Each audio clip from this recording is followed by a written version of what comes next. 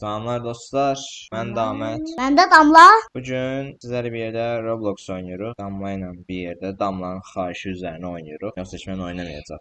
Terse oyuna başlayır. Çünkü daha onunla oynamayaq da onunla. Çünkü farklı oyun oynamak istedik. Aha. Arabamıza da bindik. Danışalım. İndi gidək birinci. Hadi bakalım. Gidiyoruz kız olmaya. Salamlar, ben kız olmak istiyorum. Daha çıxardaq birinci. Olar qəşəng. Ha. Üçü qəşəng görsün. Bir pembe ayakkabı. Pembe ayakkabı. Bu Damlamızdır. O qəşəng oldu ha baya. Şimdi arabamla ama geze gideceğiz. Bu sefer akşamdı, şimdi birazdan gündüz olacak. Sesi de geldi. Tık tık tık tık tık tık. Ha, açıldı. Anladın? Evet. Elma. Yeşil elmadan alak. Bir tane de kırmızı elma. Gəl sən niyə bir dənə şeyə bax. Yemək bişirmə tariflər. Aa. Çikolatalı kurabiyə var. Fransız tostu, qızarmış pastırma. Nə bişirək yeyək? Ben çikolata kurabiyeyi çok seviyorum. 12 porsiyon. Tamam yapaq. Bu nədir? Öyle de. Çok şey. Ha? Tereyağı. Tamam yağ da aldık. Hı. Ha çikolata barı. Ha, aldım. Hadi gidelim. Bırak. Bırak. De bu evi bu adam bu evi. Oy dolamın evden. Bizim paramız yok. Açık. Ha, boş görsün. Şimdi evimizi yapmaya geldik arkadaşlar.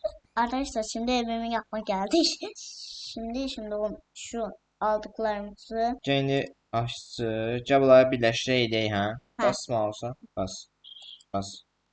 Her damla aşçıya bas. Bastım. Aha koy pişsin. Şey olacak şimdi. Kurabiye yapmış olacak. Ha damla. Peki ben nasıl yiyeceğim? Biri atır. Devam ver bro. Ay biraz kahve yapayım. Kahve içeyim. Pişti. Hadi.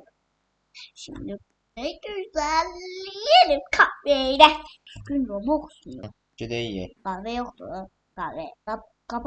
Kapak koyalım. Qapa qoymaq. Şimdi odamızı yapalım. Evi düzəldə biləcəyik. Öyle. Ha, Bırak. o ayna. Bravo ya. Vurun. Burada bir tepsi var. Ne? Ha, ışık lamba.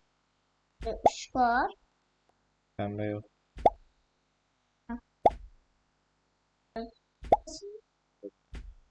Böyle. Ben pembe ışıklarına. Pembe yok. Tamam. Güzel. Odam resmen bomba. Sizin tablosu oraya koy. Taşıyacağım. Cebran sen kıyafet oda neydi? Evet. Damla notlar qəşəng oldu dostlar. Sizə necə oldu yorumlar qismində qeyd etməyi unutmayın. Məncə qəşəng oldu, pis olmadı. Sadəcə çox şey var. Amma məncə yaxşıdır. Yorumlara deyərsiniz. Hə. Pəmbəsi daha bəsdir. Bu videonu hələ izləyəcəklər. Səncə desinlər, onun üzərinə neçə oldu odamız? Ona desinlər. Ben 100 veririm.